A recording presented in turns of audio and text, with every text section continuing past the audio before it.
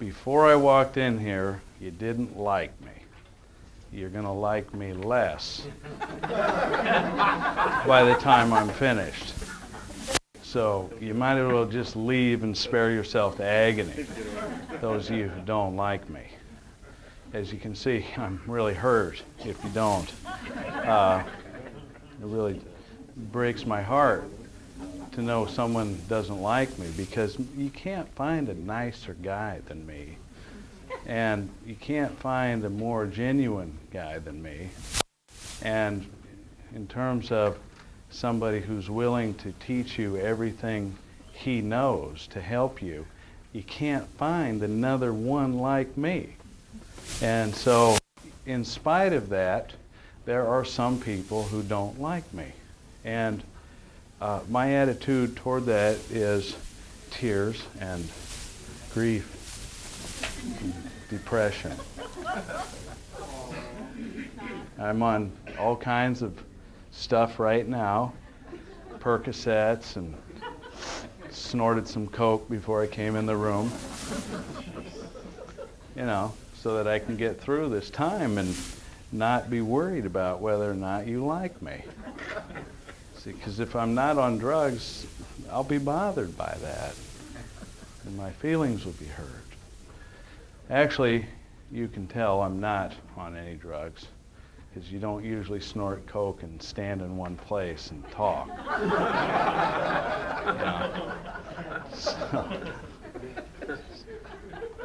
At least what I've been told, nothing I've seen.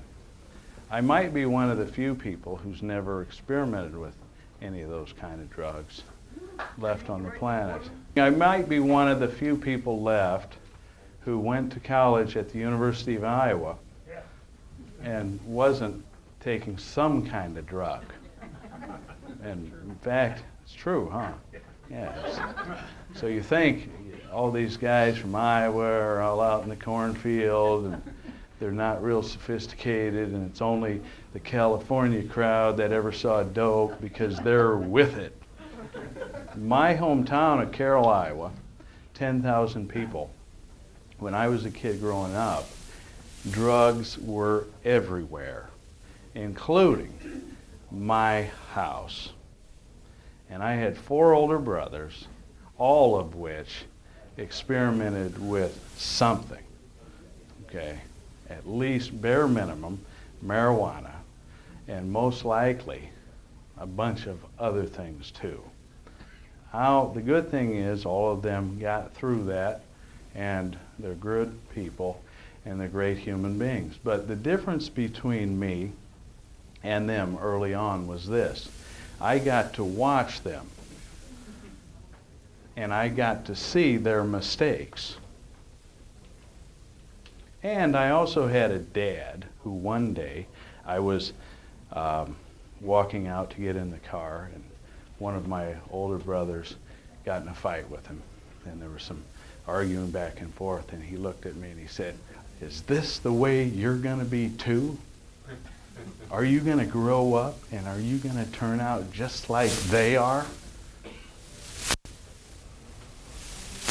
He was asking for a decision. And I was about 12 or 13 at the time, and I said, "No, I'm not." And throughout high school, in my mind, I always had that memory locked, is I'm not going to do the things they did. And all 4 of my brothers are successful today, but at that time in their life, they weren't. And so, what I'm teaching you today is no different than what my dad said. Are you going to turn out like all the bozos and idiots out there who don't believe what I say? You see, those people get nothing for that belief. Zip. But the people who believe in what I teach and implement it get results. And it doesn't matter whether they listen to what I have to say about fitness or diet or internet marketing or or speaking in public or copywriting or email or whatever it does, creation of a product, they get results. And so I have an arrogance about me. And some people don't like it. But it really isn't a filthy arrogance. It's just a sweet smelling aroma. You see, very sweet. If you take the time to taste it and know what I know because you did it. It's easy to sit in the room and say, I don't like that bald-headed guy. I don't like how he wears these Zen master clothes and his beads on his hand. And I don't like the fact that he's got scars on his face and his ears look like doorknobs out of Mongolia. Okay?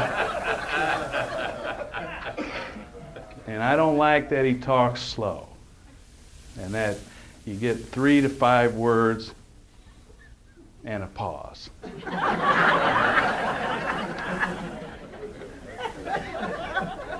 Then another 3 to 5 words and another pause.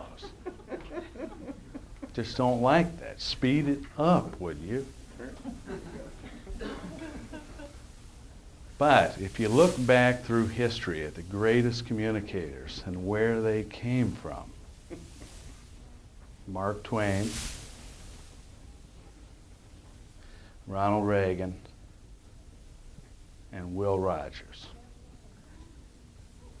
All 3 of them came from the Midwest of the United States. Yeah. Right? So, I'm going to keep talking at the same speed for the rest of my life.